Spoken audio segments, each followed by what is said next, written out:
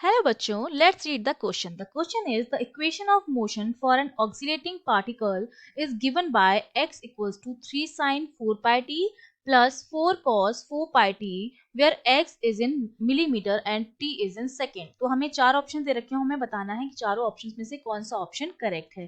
तो देखिए हमें क्वेश्चन में क्या कह रखा है कि हमारा जो कोई पार्टिकल है वो क्या कर रहा है, ऑक्सीलेट कर रहा है। तो सबसे पहले तो हमें बताना है कि जो ऑक्सीलेशन है, ये जो मोशन है पार्टिकल का, वो किस तरह का मोशन है। अगर वो सिंपल हार्मोनिक मोशन होगा तो उसके लिए क्या जरूरी है, सिंपल हार्मोनिक मोशन के लिए एक तो जो स्टैंडर्ड इक्वेशन होती है x equals to a sine omega t plus five, इसको फॉलो करना चाहिए, इस इक्वेशन को फॉलो करना चाहिए। दूसरा हमारा जो फोर्स होता है सिंपल हार्मोनिक मोशन में, रिस्टोरिंग फोर्स, वो होता है माइनस के एक्स के बराबर। ठीक है, अब हम क्या करते हैं, हम सबसे पहले चेक करेंगे कि हमें जो इक्वेशन दे रखी है वो सिंपल हार्मोनिक मोशन की इक्वेशन है या नहीं है। तो देखिए इक्वेशन जो हमें दे रखी है वो कुछ इस तरह की है, x equals to 3 sine 4 pi t plus 4 cos 4 pi t. अगर मैं इस पूरी इक्वेशन को क्या करूं, चेंज करके लिखूं, 5 से मल्टीप्लाई कर दूं, तो मैं इसको क्या लिख सकती हूँ, इस इक्वेशन को x जो मेरा हो जाएगा वो हो जाएगा 5, ये हो जाएगा 3/5, 5 से मल्टीप्लाई किया और 5 से डिवाइड किया हमने इस इक्वेशन को, 3/5 sign 4 pi t plus 4/5 cos 4 pi T, ये इक्वेशन बन गई। अब हमें पता है, जैसे मैं ये चीज ले रही हूँ, अगर मेरे पास ये आर्म जो है वो 4 है और ये 3 है, तो ये वाली आर्म क्या आएगी, 5 आएगी। तो जो वैल्यू होती है एंगल्स की, जो वैल्यू होती है इस कंडीशन में, वो कुछ इस तरह से आती है। आपको पता होना चाहिए कि जो cos 37 और sin 37 है उसकी वैल्यू हमारे पास क्या आती है, और जो cos 53 है और जो sin 53 है उसकी वैल्यू क्या आती है, ये आपको पता होना चाहिए। ठीक है, तो cos 37 जो आता है आपके पास वो आता है 4/5, साइन 37 होता है 3/5, cos 53 आपके पास होता है 3/5 और साइन 3 होता है 4/5 के बराबर। ठीक है, तो यहाँ पर मैं वैल्यू लिख दूं, 3/5 जो मेरा था वो किसके बराबर था, साइन 37। तो यहाँ पर मैं इसको लिख देती हूँ, ये मेरा cos 53 हो जाएगा, ये इसको मैं लिख देती हूँ cos 53 डिग्री, और ये मेरा हो जाएगा साइन 53 डिग्री। ठीक है, तो अब इसको मैं खोल दूंगी, ये जो मेरा बन गया वो क्या बन गया, ये जो मेरा हो गया है वो हो गया है साइन ए प्लस बी, जो होता है इसका फॉर्मूला होता है sine A cos B plus cos A sine B.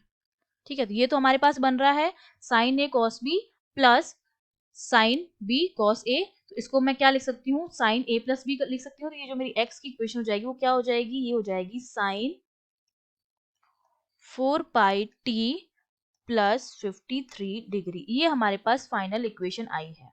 अब इस इक्वेशन को मैं अगर सिंपल हार्मोनिक मोशन की इक्वेशन से कंपेयर करूं, सिंपल हार्मोनिक मोशन की इक्वेशन जो होती है वो क्या होती है, this equation is given by x equals to a sine omega t plus phi, जहां पर a जो होता है एम्पलीट्यूड होता है, ओमेगा जो होता है एंगुलर फ्रीक्वेंसी होती है, फाई जो होता है वो फेज डिफरेंस होता है। अब इस इक्वेशन जब हम कंपेयर करेंगे तो एग्जैक्ट इक्वेशन यही है।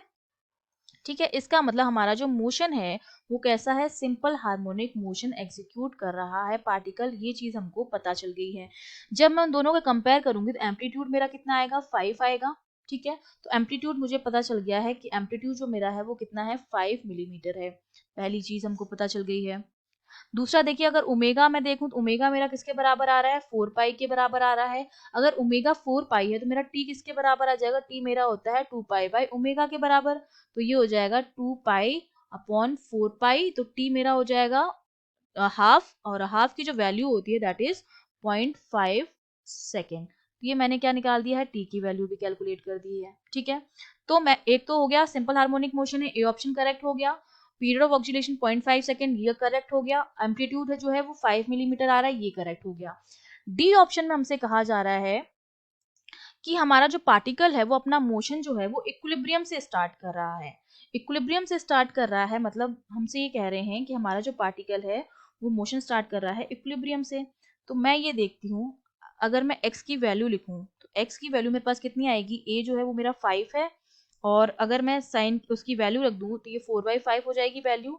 तो मेरे पास x की जो वैल्यू आ रही है वो मेरे पास कितनी आ रही है, 4 मिलीमीटर आ रही है।